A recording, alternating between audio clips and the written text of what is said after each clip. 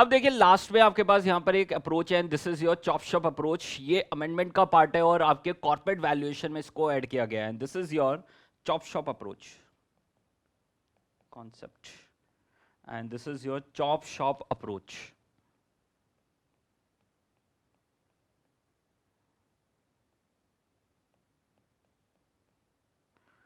This is a method for the valuation of A company.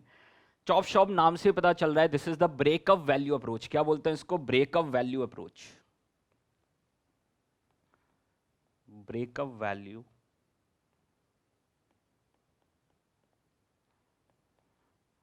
Approach नाम से पता चल रहा है कि अब यहां पर हम एक कंपनी को उसके डिफरेंट सेगमेंट्स में क्या करेंगे? चॉप शॉप मतलब ब्रेकअप करेंगे वहां पर इनटू द डिफरेंट सेगमेंट्स और तब उसकी वैल्यूएशंस करेंगे। तो प्रैक्टिकली क्या होता है कि यहां पर पूरी कंपनी की जो वैल्यूएशंस आप कर रहे हैं डिफरेंट मेथड से, वो अलग आ रही है, कम आ रही है। और अगर मैं उसको सेगमेंट वाइज वैल्यूएशन करूं तो उसकी वैल्यूएशंस क्या आ रही हैं? ज्यादा आ रही हैं। तो हम अंडर वैल्यूड कंपनी को वहां पर जल्दी से परचेज कर लेंगे, क्योंकि हमें पता है कि उसके सेगमेंट्स की अगर वैल्यूएशन करें तो उसकी वैल्यूएशंस ज्यादा है, और अंडर वैल्यूड कंपनी को बाय कर लेंगे जिससे हमें क्या हो? ज्यादा प्रॉफिट्स हो। तो यहां पर सिंपल वही अप्रोच है कि we will divide the total company into the different segments, और सेगमेंट वाइज वहां पर क्या करेंगे? हम वैल्यूएशन करेंगे। और याद रखना यहां पर we are using different parameters for the purpose of valuation. तो एक बार समझ लेते हैं पूरे कॉन्सेप्ट को, फिर इसके बारे में लिख लेंगे हम वहां पर। तो सिंपली मान लो we have x y z limited. समझ लेते हैं पूरे कॉन्सेप्ट को, किस तरह से हमें चॉप शॉप वैल्यूएशंस करने हैं, यहाँ पर ब्रेकअप वैल्यूएशंस करने हैं। तो एक्स वाई जेड लिमिटेड है, उसको डिफरेंट सेगमेंट्स में हमने डिवाइड कर लिया। वी हैव सेगमेंट 1, तो उसके सेगमेंट 1 को देख लिया। वी हैव सेगमेंट 2, जितने भी सेगमेंट्स हैं। वी हैव सेगमेंट 3, किसी भी कंपनी का नाम ले सकते हैं। एल है तो एल को वहाँ डिफरेंट सेगमेंट्स में हमने डिवाइड किया, और अब सेगमेंट की वैल्यूएशंस कर रहे हैं यूजिंग द डिफरेंट पैरामीटर्स। तो देखिए सर यहाँ पर ध्यान से, तो we are taking the different parameters based on sales, turnover के बेस पे वैल्यूएशन कर रहे हैं सेगमेंट 1 की, सेगमेंट 2 की, सेगमेंट 3 की, और यहां से क्या कैलकुलेट हो जाएगा? Total value of the business. This is the value of the business. Segment 1 की वैल्यूएशन आई, सेगमेंट 2 की वैल्यूएशन आई, सेगमेंट 3 की वैल्यूएशन आई। This is based on sales, turnover के बेस पे वैल्यूएशन की। तो हर कंपनी अलग तरह की होती है, वहां पर हर सेगमेंट्स अलग तरह के होते हैं। कुछ वहां पर देख लीजिए जो सेगमेंट्स हैं वो टर्नओवर बेस्ड वैल्यूएशंस होती हैं, कुछ वहां पर सेगमेंट्स में आप देखेंगे वहां पर आपके पास प्रॉफिट बेस्ड वैल्यूएशंस होती हैं, कुछ एसेट क्लास होता है कि आपके पास कितनी एसेट्स हैं उस बेस पे वैल्यूएशन होती है। तो वी हैव डिफरेंट पैरामीटर्स, उन पैरामीटर्स को यूज करेंगे for the purpose of valuation. तो वही यहां पर हम कर रहे हैं। सेल्स हो गया आपके पास, नेट इनकम हो गया, तो जितने भी स्टार्टअप्स होते हैं आप देखेंगे उनकी वैल्यूएशन सेल्स के टर्नओवर के बेस पे होती है। नेट इनकम, तो जो आपके सर्विस सेक्टर कंपनीज हैं उनकी नेट इनकम के बेस पे वैल्यूएशंस होती है। तो उनकी वहां पर तीनों सेगमेंट की वैल्यूएशन करेंगे बेस्ड ऑन नेट इनकम, और क्या निकाल लेंगे? Total value of the business. फिर एक और पैरामीटर लेंगे, मान लो we have operating profits, EBITDA। Operating profits, उसके बेस पे वैल्यूएशन करेंगे तीनों सेगमेंट की, और फिर क्या निकाल लेंगे? Total value of the business. Assets class, aviation business, तो कितनी एसेट्स आपके पास हैं आपकी बैलेंस शीट में, उसके बेस पे वहां पर क्या करेंगे? वैल्यूएशन करेंगे, और क्या निकाल लेंगे? Total value of the business. तो मेरे पास from the 4 criterias we will calculate the total value of the business. This is from criteria 1, criteria 2, criteria 3 and criteria 4, but we want to calculate the total value of business. तो हम क्या कर देंगे? इसका simple average. क्या कर देंगे? इसका सिंपल एवरेज।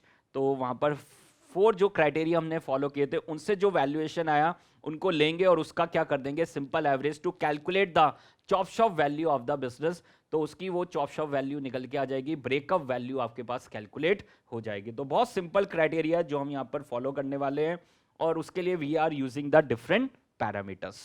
साथ में एक एग्जांपल से और समझ लेते हैं कैसे हम पैरामीटर्स को यूज करेंगे,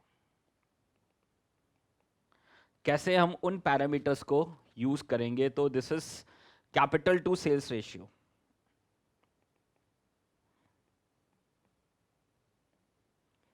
कैपिटल टू सेल्स रेशियो आपको दे दी, मान लो this is 1.5 and they are giving you the sales of a particular segment. Sales is 10 lakhs. तो अब हम इससे क्या कैलकुलेट कर देंगे, capitalize value. We will calculate the capitalized value. इससे क्या कैलकुलेट कर देंगे, capitalize value, and this is the total value. तो वो आपके पास यहां पर डिफरेंट रेशियोज को हम यूज करने वाले हैं, डिफरेंट पैरामीटर्स को यूज करने वाले हैं. तो what is capital to sales, this is capital divided by sales, and this is 1.50. they are giving you 1.50. तो and the sales value is 10 lakh. तो capital कितनी हो जाएगी, this is capitalized value 1.5 into sales, and this is 1.5 into 10 lakhs. तो कितना हो जाएगा, 15 lakhs. Technically अगर 15 lakhs की कैपिटल इंट्रोड्यूस करें तो उससे हम कितनी सेल्स जनरेट कर सकते हैं, देख लीजिए, दिस इज योर 10 lakhs. तो वो उस तरह का वहां पर रिप्लेसमेंट कॉस्ट की तरह, वहां पर रिप्लेसमेंट वैल्यू की तरह वहां पर कैलकुलेशन होगी कि अगर आज मुझे 10 lakhs की सेल्स जनरेट करनी है इस पर्टिकुलर सेगमेंट में, तो we need to introduce the capital of 15 lakhs to generate the sales of 10 lakhs. तो अलग अलग बिजनेस में अलग अलग क्राइटेरिया होता है. कहीं पर कोई काफ़ी कैपिटल इंटेंसिव बिजनेस होते हैं, कुछ वहाँ पर आपके पास सर्विस, वहाँ पर मैनुअल वहाँ पर काम हो रहा है, या एम्प्लॉय बेस्ड बिजनेस होते हैं. तो हर एक का अपना अपना क्राइटेरिया है और उसके अकॉर्डिंगली उसकी क्या होगी, वैल्यूएशंस होगी. तो this is your chop shop approach. ये आपके पास पूरी क्या है, this is your chop shop approach और द ब्रेकअप वैल्यू अप्रोच. साथ में एक बार अपने नोट्स से भी देख लेते हैं. तो यही राइटअप उन्होंने दिया है, this is in the module. तो यही उन्होंने इंट्रोड्यूस किया है न्यू कोर्स के अंदर. पहले ये ओल्ड कोर्स में भी था, अब उन्होंने न्यू कोर्स के अंदर भी इसको लेके आ गया. तो this is the common topic. Again this is a common topic. तो this approach attempts to identify the multi industry companies that are under valued. और ये मैंने बताया कि वो अंडर वैल्यूड है. अगर वहां पर देख लीजिए, मैं अलग से कंपनी की वैल्यूएशन देख रहा हूं तो मान लो वो 100 करोड़ है, बट अगर मैं चॉप शॉप करके देख रहा हूं तो उसकी वैल्यूएशन 120 करोड़ आ रही है. तो these are under valued company and would have more value separated from each other. तो अगर मैं segment wise valuation करूं, in other words, as per this approach, an attempt is made to buy asset below their replacement value. ठीक है, तो उनकी replacement value के नीचे अब अगर हम उसको buy कर सकते तो कर लेंगे buy. And we have 3 steps to follow. ठीक है, कुछ याद करने की जरूरत नहीं है. हाँ, थ्योरी में आ गया तो डेफिनेटली आपको ये स्टेप्स लिख के आने पड़ेंगे. तो identify the firm various business segment, यही मेरा एग्जांपल है. XYZ को we have to divide into the 3 segments, segment 1, 2 and 3, and calculate the average capitalization ratios of the firm in those industries. तो उसके लिए वहां पर देख लीजिए आपके पास डिफरेंट रेशियोज आपके पास गिवन होंगी. कंपैरेबल, याद है ना, कंपैरेबल कंपनी अप्रोच. तो वहां पर हम क्या करेंगे, कंपैरेबल कंपनी की रेशियोज को क्या करेंगे, यूज करेंगे. तो वही आपके पास क्वेश्चन में गिवन होंगी. Calculate the theoretical market value based upon each of the average capitalization ratio. तो हम थ्योरेटिकल वैल्यू कैलकुलेट कर लेंगे and then we take the average of the theoretical market values to determine the chop shop value of the firm. तो exactly जो मैंने example लिया है वो यहां पर लिखा हुआ है. And they are giving you the CS ratio, capital to sales ratio, and sales is 15 lakh. तो what is your capitalize value, 11,25,000. तो एग्जैक्टली सेम एग्जांपल है जो मैंने आपसे डिस्कस किया है. तो इसके ऊपर एक ही क्वेश्चन है और ओल्ड कोर्स में पहले 2 टाइम्स ये क्वेश्चन एग्जाम में आ चुका है. तो this is your 2 times 8 marks. 8 marks में ये 2 टाइम्स आपके पास ऑलरेडी क्वेश्चन एग्जाम में आ चुका है. तो देखिए sir, using the chop shop approach, breakup value approach, assign a value for the Cornet GmbH. तो वहां पर आपको असाइन करनी होगी value, assign a value for the Cornet GmbH whose stock is currently trading at a total market price of 4 millions. तो अभी उसकी valuations कितनी आ रही है, 4 millions आ रही है euro. For Cornet, the accounting data set for 3 business segments. So they are giving you the 3 business segments: consumer wholesaling, specialty services, and assorted centers.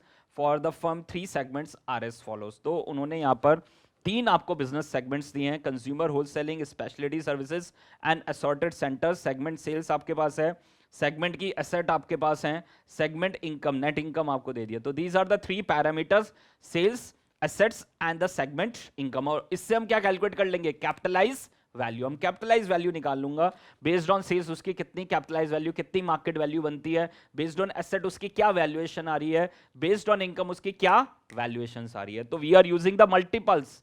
तो जैसे आपको याद होगा P multiple approach, PS PB ratio, वही यहां पर उन्होंने यहां पर capitalization to sales ratio, capitalization to asset ratio and capitalization to operating income ratio आपको दे दिया है। तो वो रेशियोज आपको दे दिए हैं और उससे वो क्या पूछ रहे हैं, what is the chop shop value, और वो आपसे क्या जानना चाहते हैं, chop shop value using the chop shop value approach. ठीक है, तो ये यहां पर हम कैलकुलेशन कर लेंगे, बहुत इजी है, कुछ भी डिफिकल्ट नहीं है, हाँ बस आपको आना चाहिए, तभी आप एग्जाम में उसको कर पाएंगे। तो देखिए sir, this is your question number 12। Question number 12, तो वन बाय वन एक एक का कैलकुलेशन करेंगे। तो देखिए सर, सबसे पहले यहां पर बिजनेस सेगमेंट आपके पास है, consumer wholesaling, specialty services and assorted centres. तो देखिए सर, बिजनेस सेगमेंट्स, तो एक एक पैरामीटर को ले लेंगे, पहले कैपिटल टू सेल्स, फिर capital to assets and capital to operating income. तो we have business segment, business segment में आपके पास we have consumer wholesaling,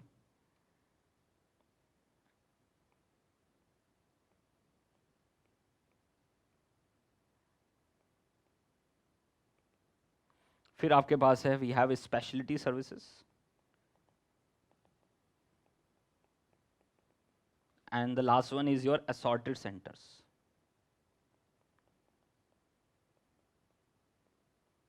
And they are giving you the capital to sales ratio,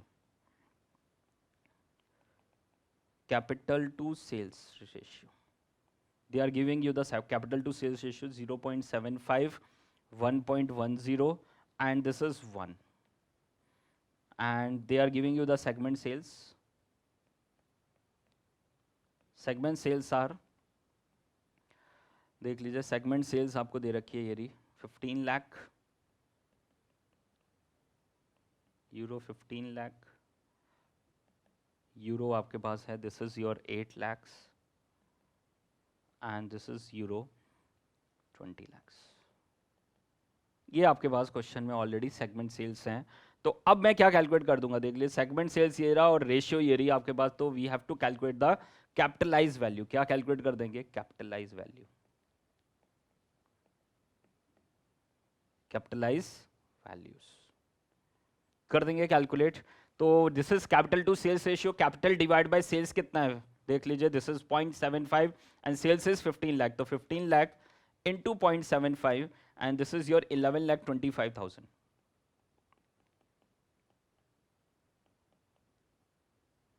Then we have 8 lakh into 1.1 and this is your 8,80,000.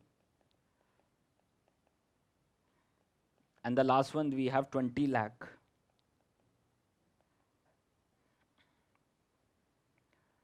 So this is the total value based on sales. Total value based on sales, how much? This is 20 lakhs plus 8,80,000 plus 11,25,000 and this is 40,05,000। कितना आ गया, 40,05,000। और यही मैं बताना चाहता हूं कि डिफरेंट पैरामीटर्स के अकॉर्डिंग हम क्या निकालेंगे, उसकी वैल्यू, और लास्ट में उसका क्या कर देंगे, सिंपल एवरेज। प्रैक्टिकली क्या होता है, we are giving the weights to the different parameters. तो सेल्स को वेट दे रहे हैं 60%, वहां पर प्रॉफिट्स को वेट दे रहे हैं 20%, और वहां पर एसेट्स को वेट दे रहे हैं 20%। तो वो हो सकता है, इस तरह के पार्ट हम पहले भी कर चुके हैं मर्जर एक्विजिशन में, जब स्वैप रेशियो कैलकुलेट की थी, तो we are giving the weights to the different parameters, different methods. तो वही यहां पर है आपके पास। तो अलग अलग मेथड को, अलग अलग पैरामीटर को वेट्स दे सकते हैं, कुछ नहीं लिखा है तो we are taking the simple average. Now the next one, this is based on the second, आपके पास क्या है, this is based on the assets. Assets के बेस पे and capitalization to asset ratio आपको दे रखी है, तो सेम कॉपी पेस्ट है। तो सबसे पहले लिखेंगे business segments,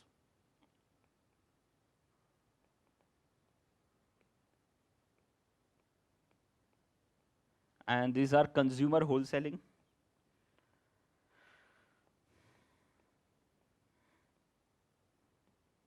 consumer wholesaling specialty services,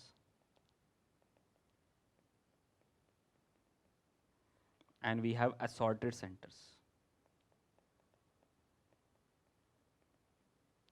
assorted centers. They are giving you the capital to asset ratio. Capital to asset ratio, and this is 0.6, 0.9, and 0.6. 0.6, 0.9, and 0.6. And we have segment assets. Segment assets आपको दे दी है 757 and 30 lakhs. This is 7,50,000.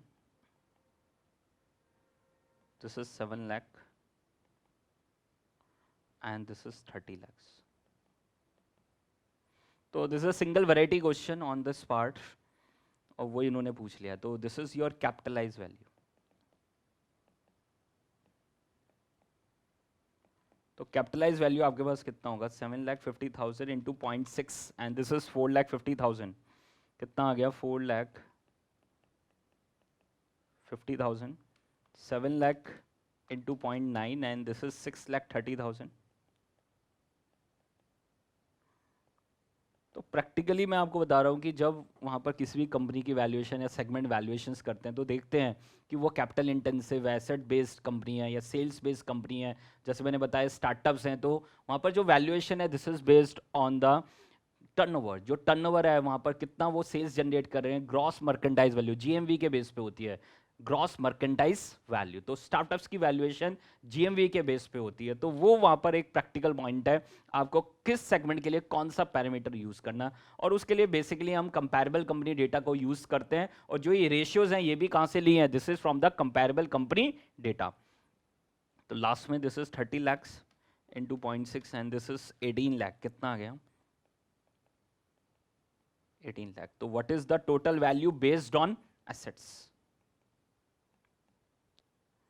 So this is 18 lakhs plus 6,30,000 plus 4,50,000 and this is 28,80,000. 28,80,000. So this is your chop shop value. This is the total value based on the asset. Chop shop value कैसे निकलेगी, इन सबका क्या निकालेंगे average. Last आपके पास जो parameter है this is your operating income. तो again business segment.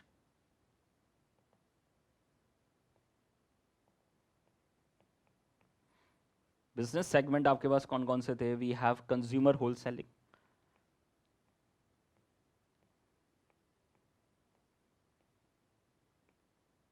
We have specialty services,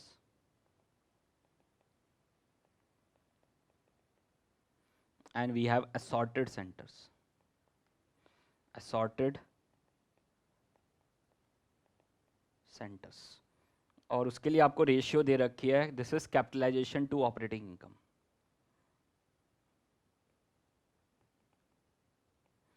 capitalisation to operating income. ठीक है, कितना कितना दे रखा है 10, 7 and 6. 10, 7 and 6 and they are also given you the operating income.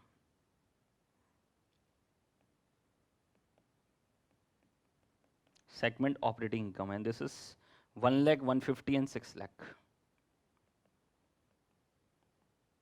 1 lakh, 150 and this is your 6 lakh. तो क्या निकाल देंगे capitalize value.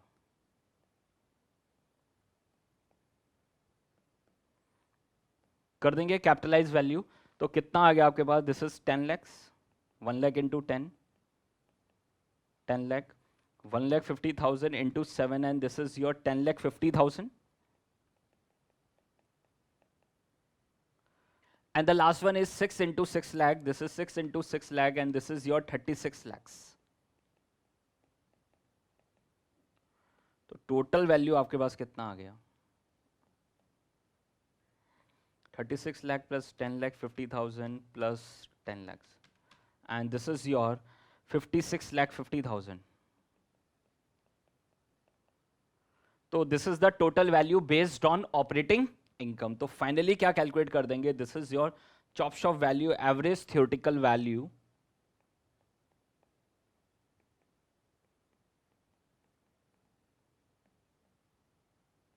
Average theoretical value और the chop shop value, and this is your कितना कितना आया था 40,05,000 प्लस 28,80,000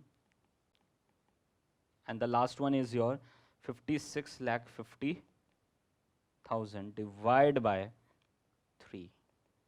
तो कर देंगे टोटल आपके पास कितना आ गया 40,05,000 प्लस 28,80,000 प्लस 56,50,000 डिवाइड बाय 3, तो कितना आ गया 41,78,000 ट्रिपल 41,78,3. तो ये आपके पास क्या आ गया, this is the average theoretical value और द चॉप शॉप वैल्यू. तो this is chop shop value, chop shop value of Cornet GmbH is equal to euro. This is 41,78,333. Round of करना चाहते हैं तो 41,78,000. ठीक है, जबकि वहां पर आपकी जो मार्केट वैल्यू उसकी आ रही थी कितनी आ रही थी, this is about 4 million 40 lakhs आ रही थी. जबकि अगर आप चॉप शॉप वैल्यू देख रहे हैं तो दिस इज 41,78,000. तो दिस इज अंडर वैल्यूड और जल्दी से क्या कर लेंगे, बाय कर लेंगे. तो this is all about your chop shop approach.